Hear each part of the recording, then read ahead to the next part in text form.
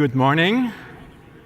Welcome to our invited speaker session. My name is Horst Simon, Deputy Director for Research at Lawrence Berkeley National Lab. And it's my great pleasure to chair this session, which will give us an international update on two of the very ambitious exascale projects in the US and in China. And it is my great pleasure to introduce first Doug Kothe, who is the speaker who will talk about delivering on the exascale computing project mission, the ECP project. And Doug has over 3 decades of experience in conducting and leading R&D in computational science applications designed to simulate complex physical phenomena in energy, defense, and manufacturing sectors. Doug is currently the director of the US DOE Exascale Computing Project. Prior to that, he was Deputy Associate Lab Director of the Computing Computational Science Directorate at Oak Ridge National Lab. Prior positions for Doug at ORNL included being Director of the Consortium for the Advanced Simulation of Light Water Reactors, CASL, which was DOE's first energy innovation hub, and he was Director of Science at the National Center for Computational Sciences. Before coming to Oak Ridge, Doug spent 20 years at Los Alamos, where he held a number of technical line and program management positions, with a common theme being the development and application of modeling and simulation technologies targeting multiphysics phenomena characterized in part by the presence of compressible or incompressible interfacial fluid flow. Doug also spent 1 year at Lawrence Livermore National Lab in the late 1980s as a physicist in defense science. He holds a Bachelor of Science in Chemical Engineering from the University of Missouri, Columbia, and a Master's in Science and PhD in Nuclear Engineering from Purdue University. So let's welcome Doug to the stage and hear about the status of the ECP project.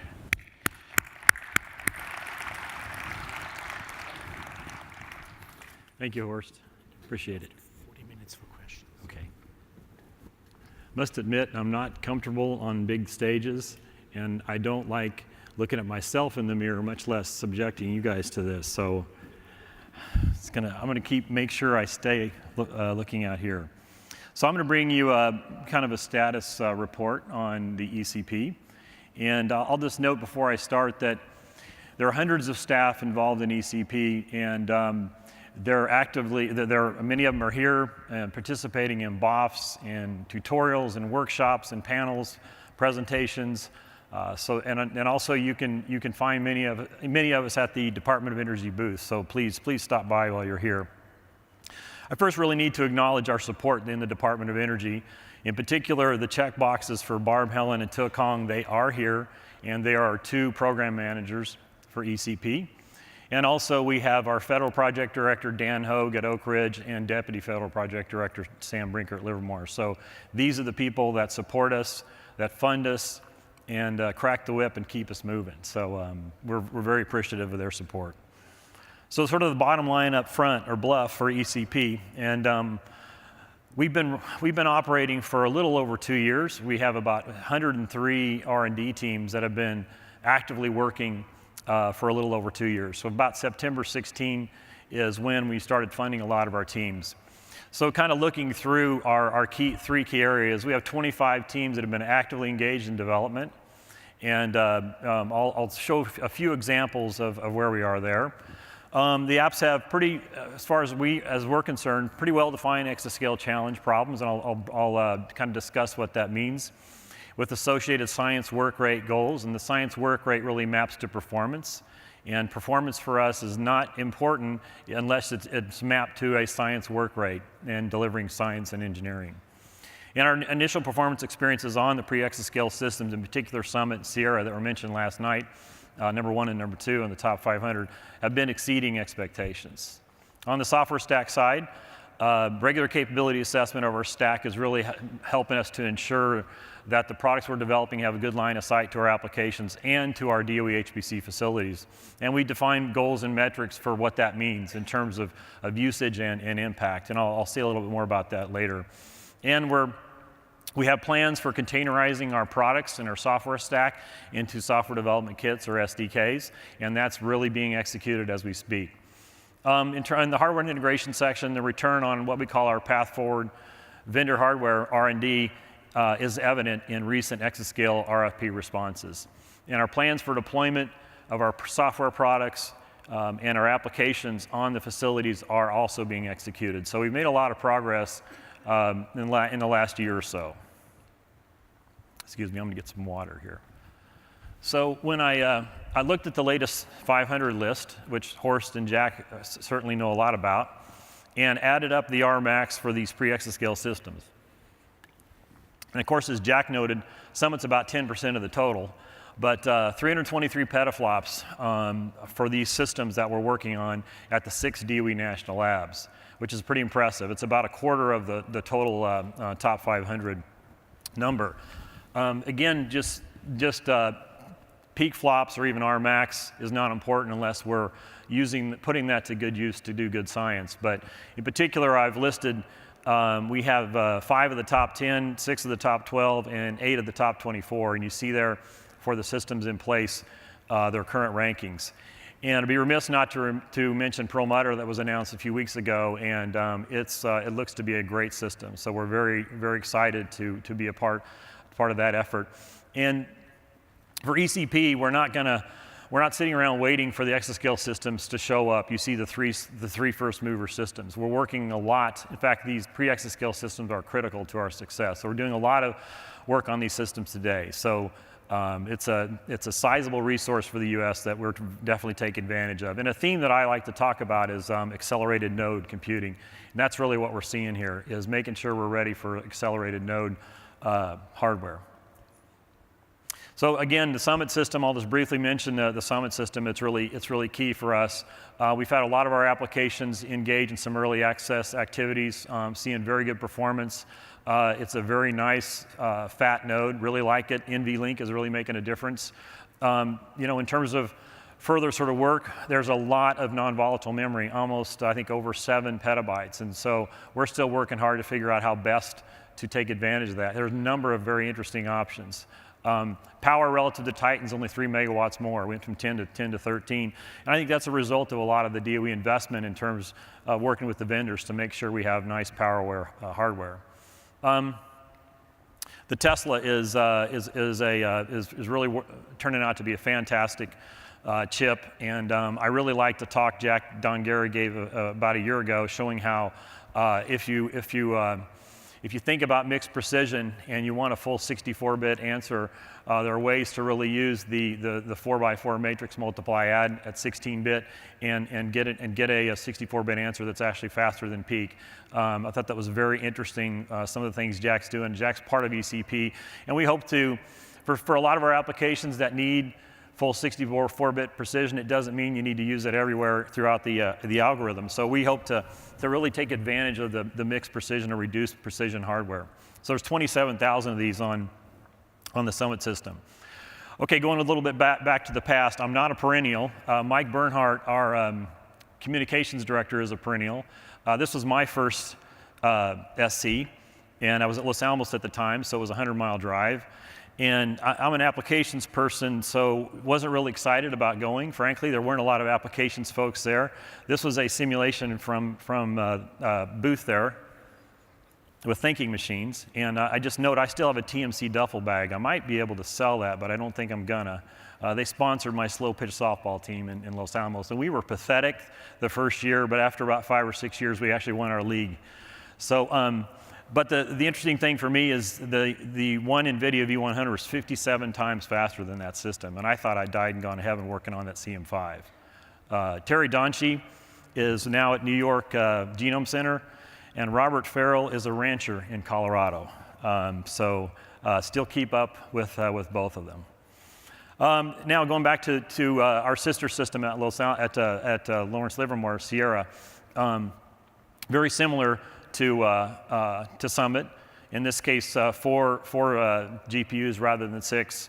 But this system is also showing great return on some of the national security applications. So there are 2 key pre-exascale systems for ECP.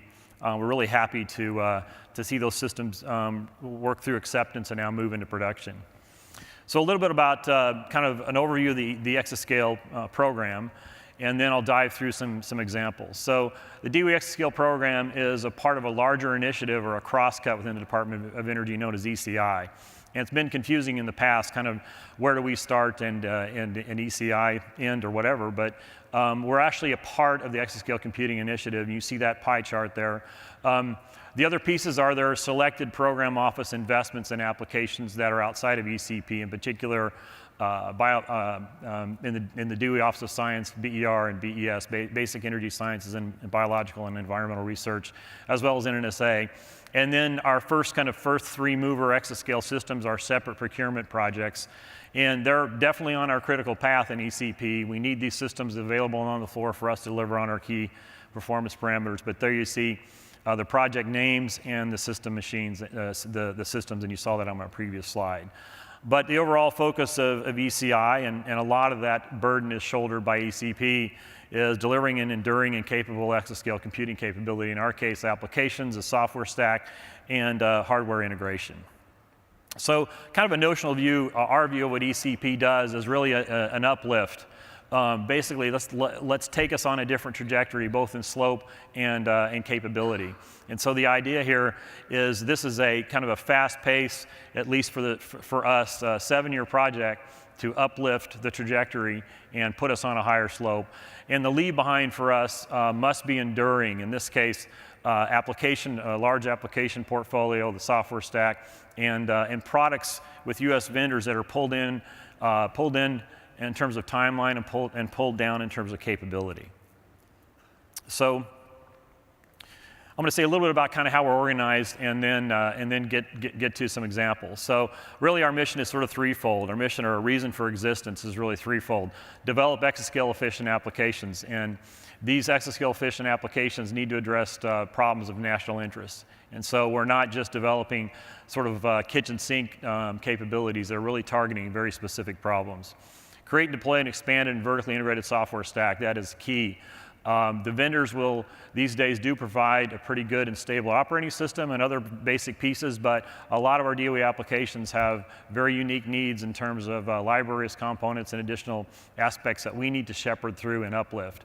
And then make sure that the vendor technology advances are there and cognizant of what we need to do with regard to our application and software requirements. Ultimately, it's not just the technology, it's what we do with the technology. So our applications are the tool for delivering mission need. In that case, we're addressing national problems, and if not solving them, being at the table, being a key part of their solution. And so again, this is just kind of another viewpoint. Our mission in science applications at scale. We need to make sure that we foster application development, that we demystify HPC somewhat, bring more of the community along, especially U.S. industry, in terms of HPC usage. Maintain a diverse architecture portfolio, and assert leadership, frankly, through that effort. And I mentioned we have a large number of applications.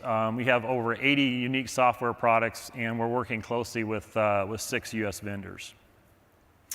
And I'll say a little bit more about applications in a few minutes, but let me just point out that on our Department of Energy systems, there aren't just 25 applications that are operating. There's hundreds of applications. So these are essentially our first mover, high priority applications in consulting with our DOE program offices. So each one of these applications is addressing a specific strategic problem for a program office in the Department of Energy, and it's a problem that is currently not been solved, and it's currently intractable on our existing hardware. And so these are pretty much stretch goals for our applications. And you can see the bins that we have here. So we see we have national security. In this case, stockpiled stewardship is key for us. And so ECP is helping shepherd through next generation applications in that area. Energy security, I mean, of course, the Department of Energy is about energy, both energy production, energy transmission, energy storage. And in this case, we're pushing for wind, combustion, materials design for nuclear fission and fusion reactors, small modular nuclear reactors, subsurface, in this case, multiple uses, sequestration, nuclear waste storage, petroleum extraction, clean fossil fuel combustion and biofuel catalyst design. So it really is a very diverse portfolio, in this case mostly targeting energy production. On the economic security side, we have what I would call more non-traditional applications that are at least, if not new, more immature. Simulating the additive manufacturing process, simulating the power grid. In the US, we have 3 interconnects, east, west, and Texas. And if you just kind of look at the energy production points, they're sort of 10 to 100,000. You have transmission, distribution, load, and you have smart devices. So that brings in cyber aspects, a very, very challenging problem that certainly requires exascale. Seismic hazard risk assessment. What happens, say we have an earthquake in the Bay Area, and we'll talk a little bit more about that, but that's an application that's obviously safety, security related, but a number of program offices in the Department of Energy are very interested in being able to do risk assessment in a better way. And urban planning, which is a very unique kind of new application as well. And scientific discovery, a lot of folks probably don't realize the Department of Energy supports a number of basic science efforts in chemistry and materials and geosciences, cosmology, nuclear physics, in this case QCD. So we really are supporting some basic science as well. And then Earth Systems, full climate change model, and I'll talk a little bit more about that. I'm trying to understand the chemistry behind how crops are able to be resistant to drought, as an example. So here you're talking about catalyst design. And metagenomics, in this case genome assembly for microbiomes. And this is a very unique project that's really looking to be very successful early. And in a very unique project that most of you may have heard about, it's known as CANDLE, for the Cancer Distributed Learning Environment. It's a joint effort with NIH to really use machine learning to target precision medicine for oncology. And Fred Straits, I think he's in the audience, and Rick Stevens, I don't think Rick was able to make it, are sort of key people there. And I'll try to point out some of the PIs and institutions as we move forward. Now our software stack, you know, this is sort of a notional view of it, but if you look at the sort of the 4 boxes in the middle there, we're supporting programming models and runtimes, mathematical libraries, data and viz, and development tools. And each one of these are kind of major areas in the software technology piece of ECP. And we thought a lot about, in the past year, how to package these products together and deploy them onto our facilities and integrate them in the app. So these actually have a resourced effort in software ecosystem and delivery. So it's much more than notional. There's a lot going on here, and I'll share a little bit more information on that here. And a key concept that's really been driven by Mike Harut, Sandia, and his team are software development kits.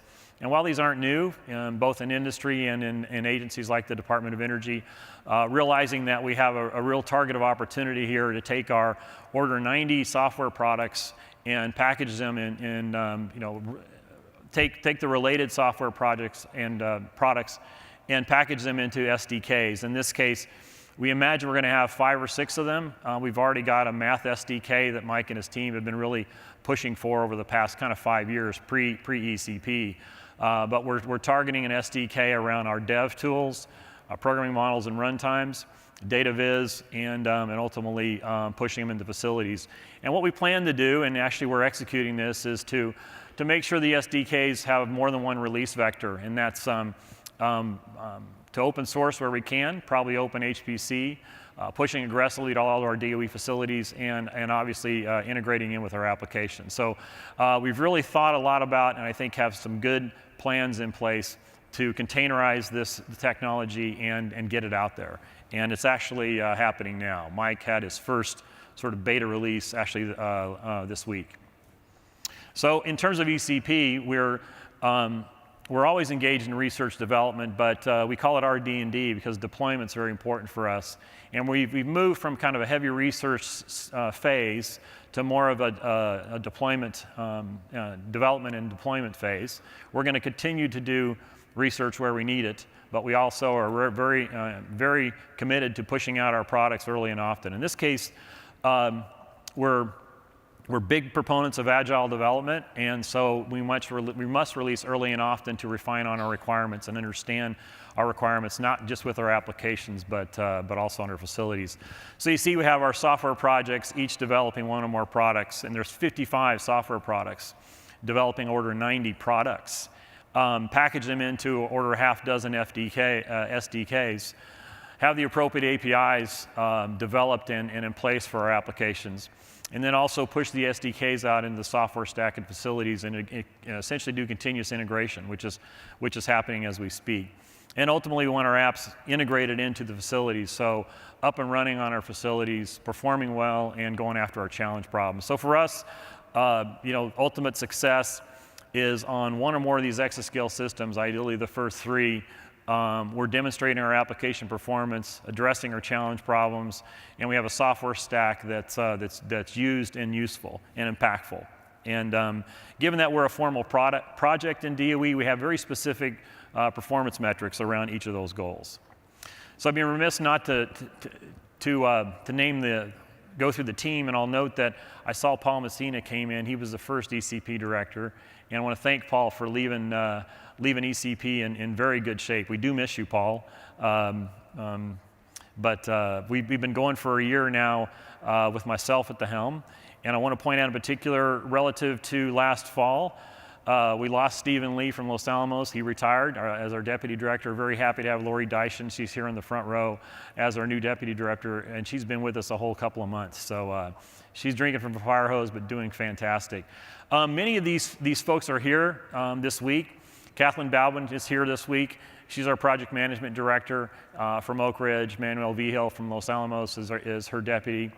Andrew Siegel is not here. He's from Argonne. He's leading our application development effort. Eric Siegel from Livermore is his deputy, and Eric is here. Mike Carew is also here. He's given like 50 talks, I think. He's all over the place and done a great job and really get his arm around software technology and really productizing what we're doing.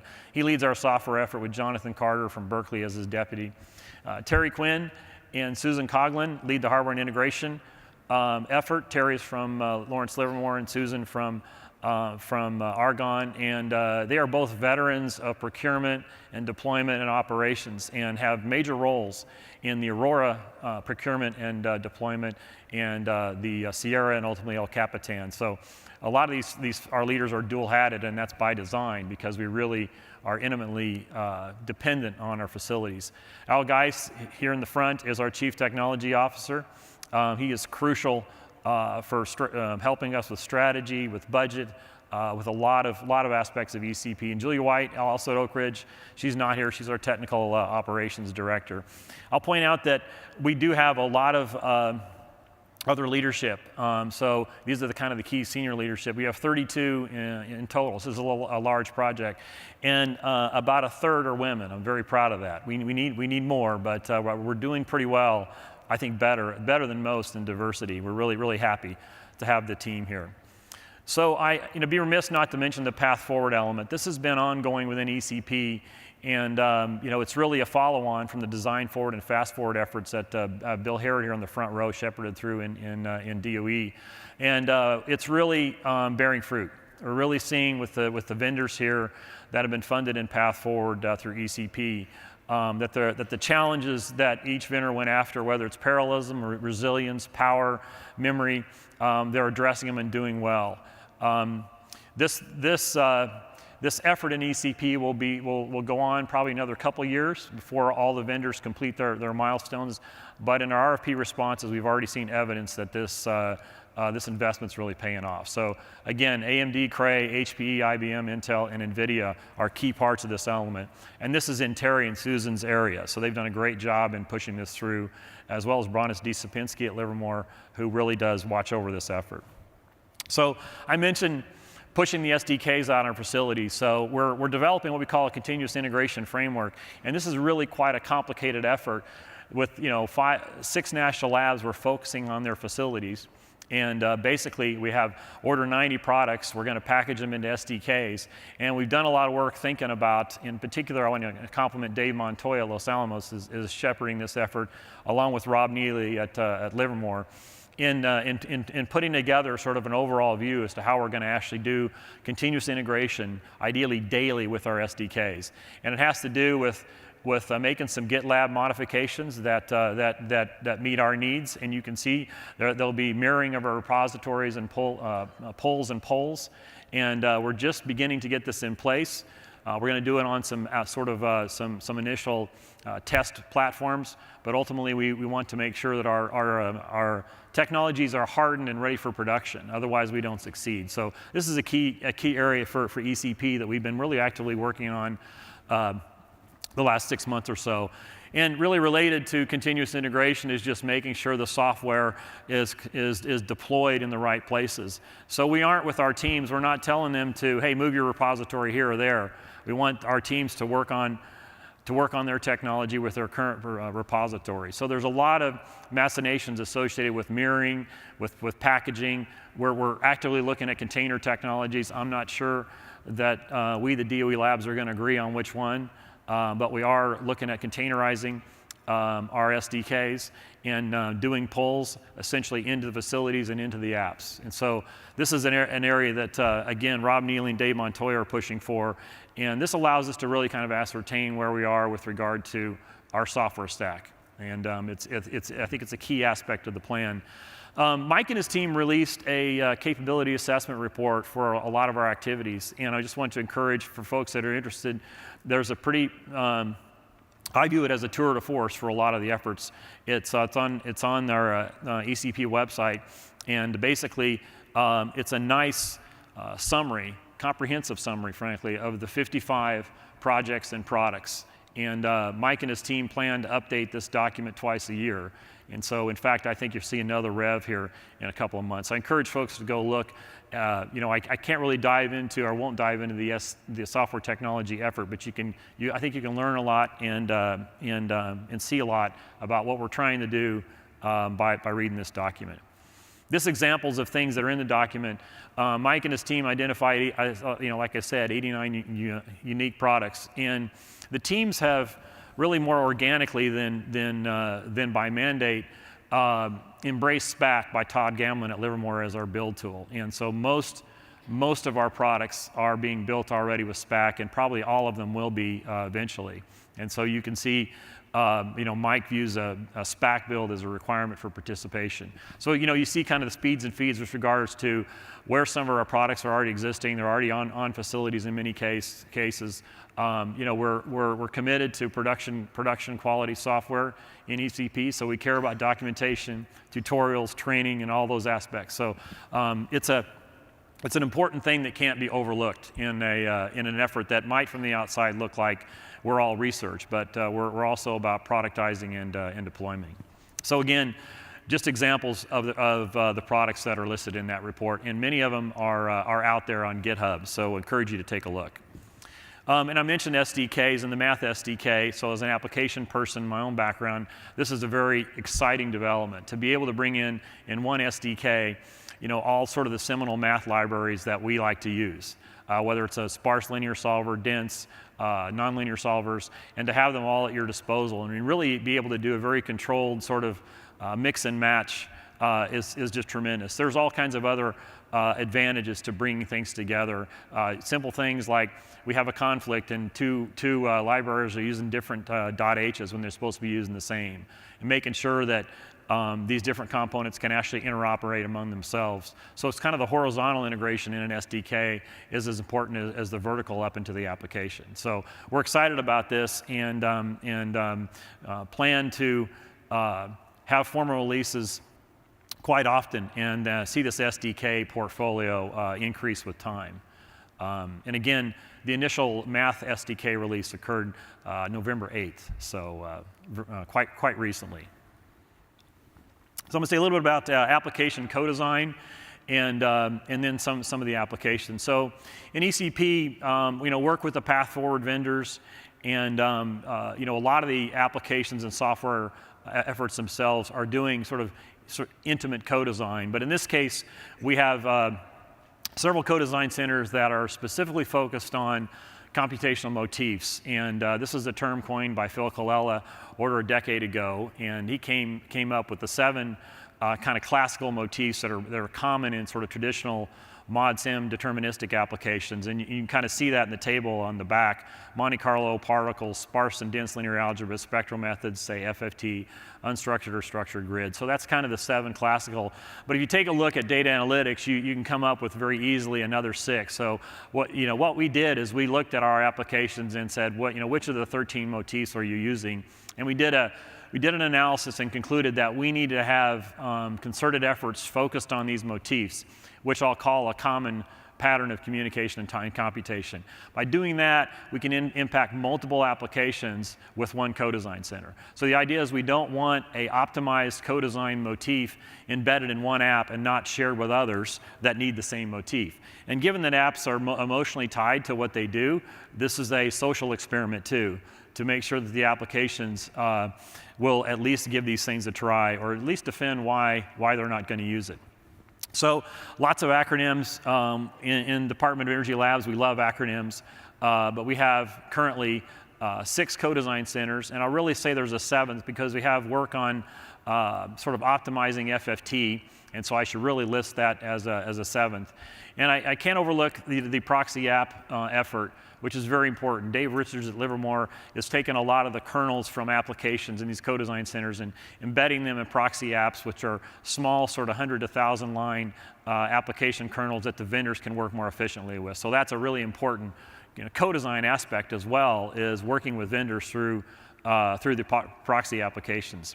So we do have one kind of unique co-design center that's online data analysis and reduction. I say that because it wasn't kind of in our list of motifs, but it's very important that we recognize that workflow is a key aspect of our efforts. And I'll say a little bit more about CODAR, but I'm going to mention three co-design centers. Zanio Kothe at Lawrence Livermore is doing a great job with, this is our unstructured mesh motif co-design center, and he's focused on discretization of PDEs, specifically using finite element. And at least in our portfolio, we have a lot of unstructured mesh applications doing deterministic nonlinear PDEs.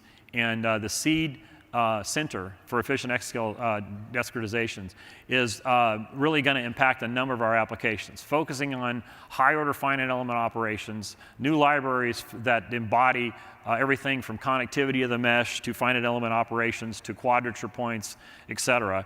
And this is already having a large impact across a number of ECP applications. So examples are given here.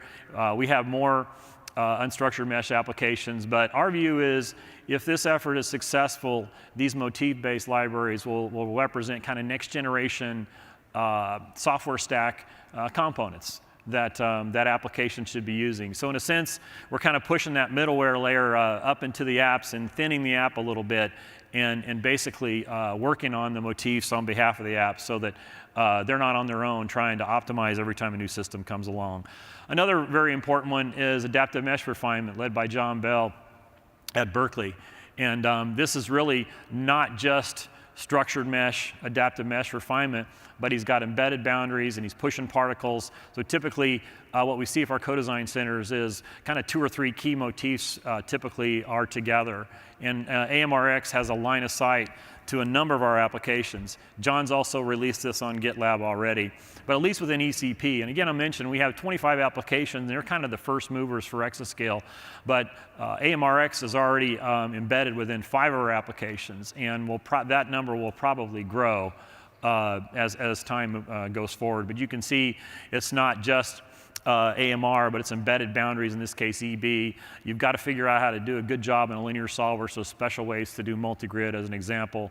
You need ODEs, say for chemistry, particles. So again, these libraries are pretty beefy in that they contain a lot of sort of important physics and algorithms that applications are going to use.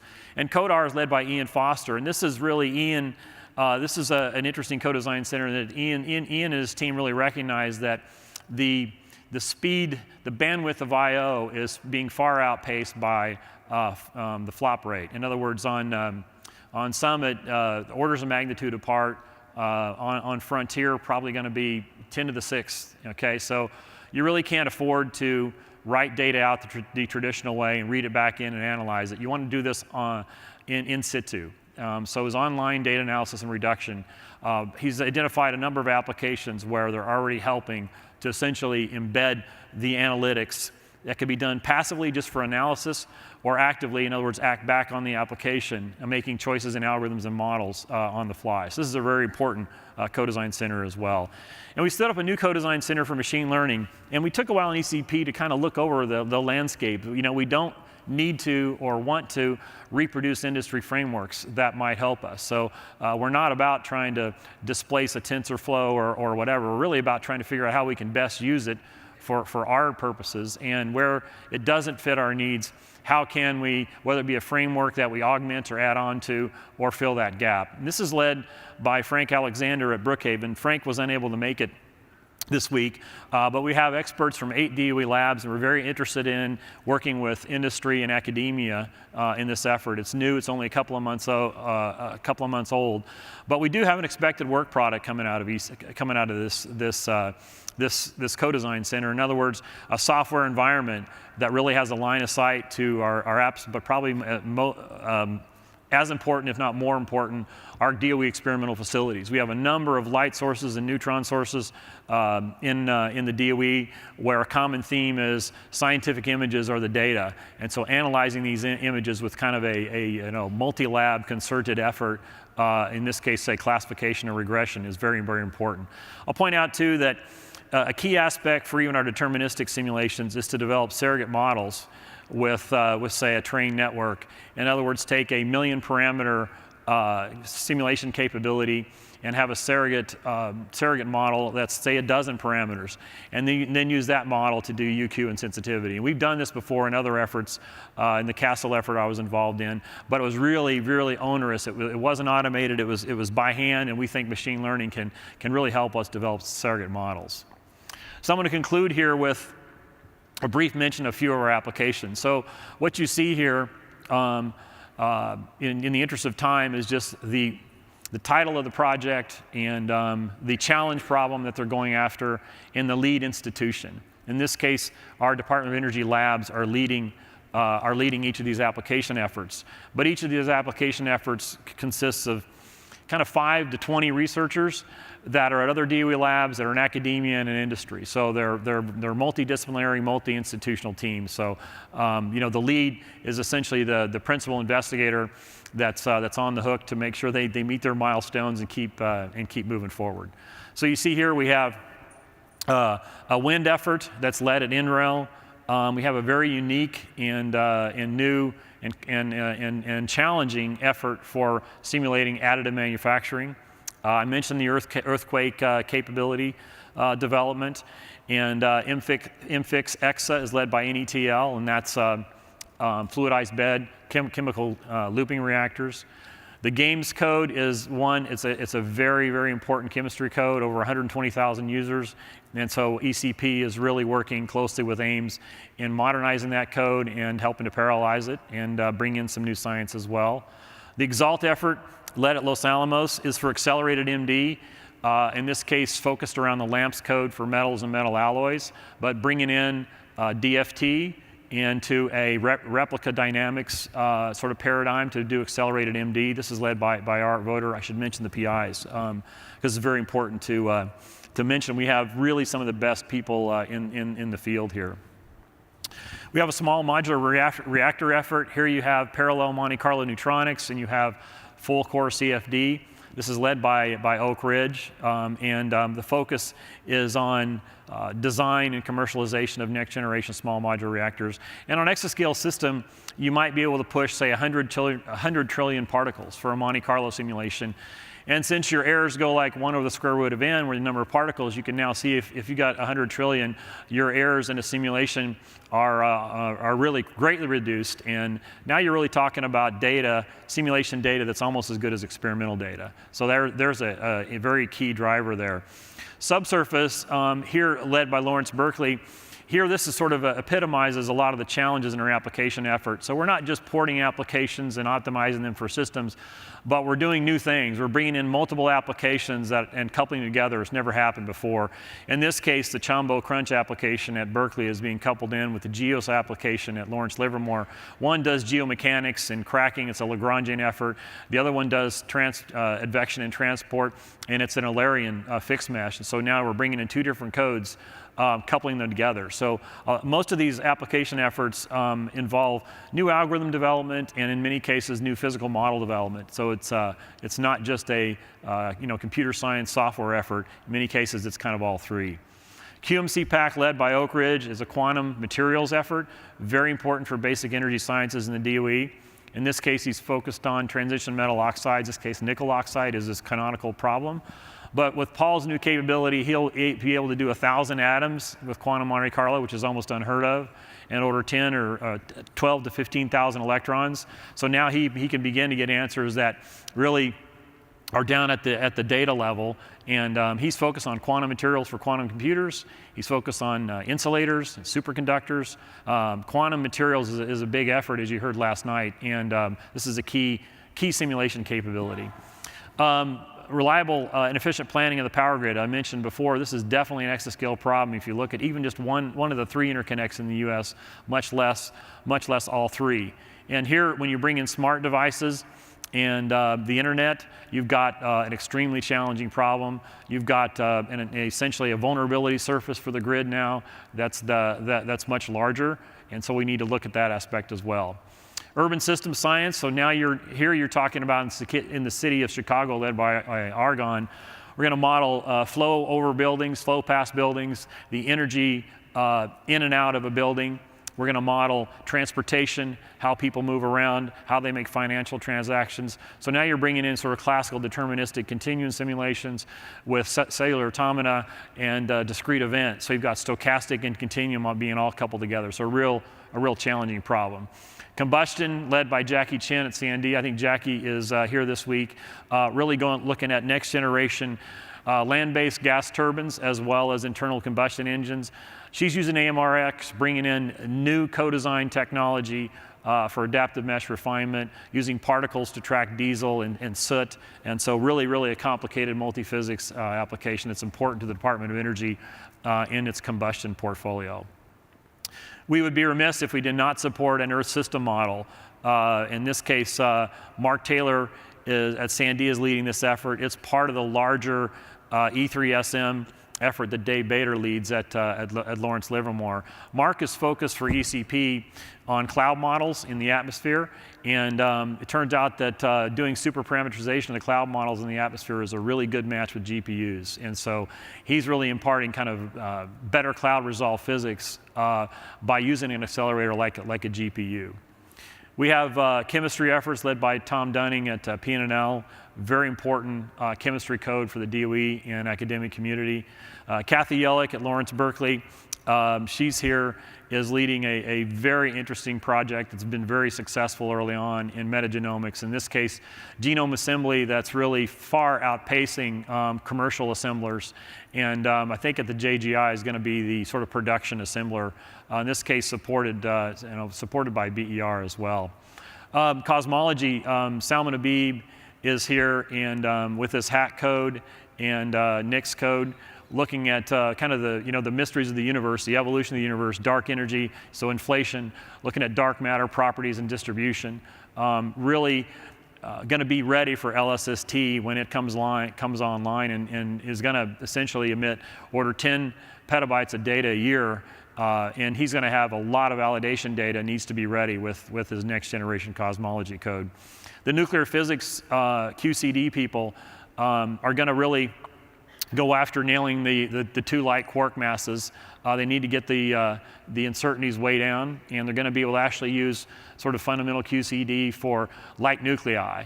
Not just a neutron or a proton, but some of the light nuclei. So that's, we're really seeing them starting to scale up in the periodic chart. And WarpX is a very interesting project for accelerator design. There's a Wakefield concept that's really interesting that's going to allow, we think, the design of very small, low-cost, terawatt class intensity accelerators that are going to be very useful for industry. And so this one's a very exciting effort. So we also have a fusion application looking at magnetically confined fusion, and not just ITER, but a number of different devices. We have an astrophysics application that actually played a role in the recent LIGO detections. Dan Kaysen at Lawrence Berkeley was able to ascertain the red-blue transition light transition that was really a signature of the LIGO.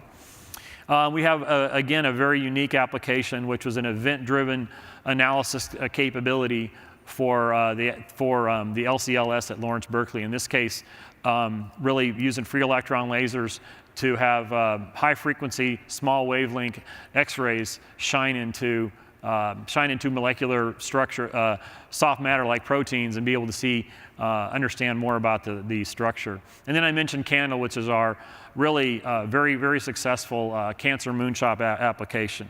And time doesn't permit me to say any more other than to conclude, because Horst is standing up.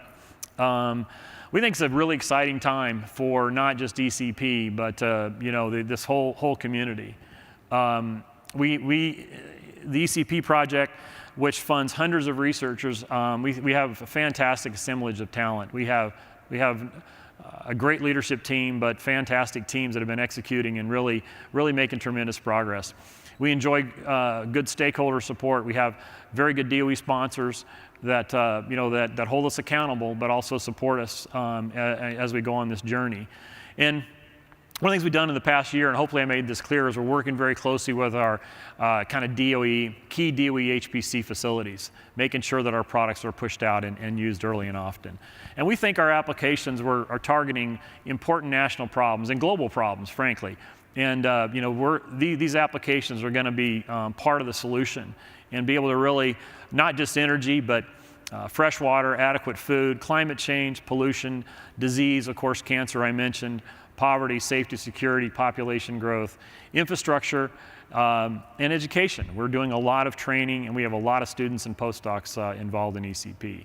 So we believe this is a fantastic time to be in this field and working, and we're very excited. Just a few years in, we're really excited for what we've accomplished and what we plan to accomplish in the next 4 or 5 years. So that said, I'm out of time, and thanks for your time and attention. Appreciate it.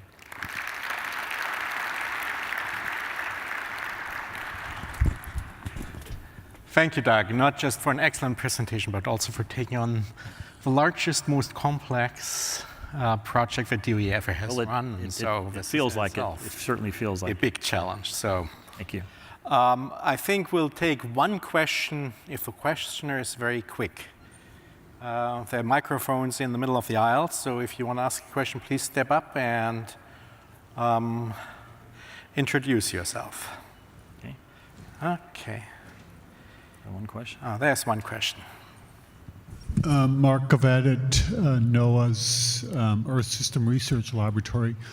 The role of languages in a lot of these application areas, the language that you choose along with the libraries and so on address different weaknesses or complexities in our ecosystem from the hardware and the software side. So how do you make decisions about the language? You've got communities that have certain preferences, but you also have what you see from the exascale side, a challenge of how to get achievable results, sustainability, performance, all that. I'm going to shorten this because it should have been a short question, but can you say something about the role of how languages are chosen and how well that research is going? Okay, so in ECP, we're somewhat language agnostic. We do have opinions about the right approach to take for a given technology. I didn't mention this, but I will now. We have a number of ECP staff that are on standards committees. So we are working hard to drive language standards, C++, for example, OpenMP, in directions that we feel like the languages ought to go. An example is the effort at Sandia with Kothe and at Livermore with Raja, which essentially is a software abstraction layer for hardware heterogeneity. And we think that some of those abstractions can and should end up in the standard. Okay, so we do believe that, well, let me, as an example too, we do have a legacy Fortran code base, okay, that we need to continue to support. And as we modernize that code base and move it forward, there may be surgical, replacements with other languages. But we're, for the most part, we're actively engaged in standards and want to keep driving the standards forward in a direction that we think makes sense. But we're fairly language agnostic. Okay. Thank you, Doug. And I got to move on to the next speaker because we have to be out of here sharp at noon, I was told. So thank you again.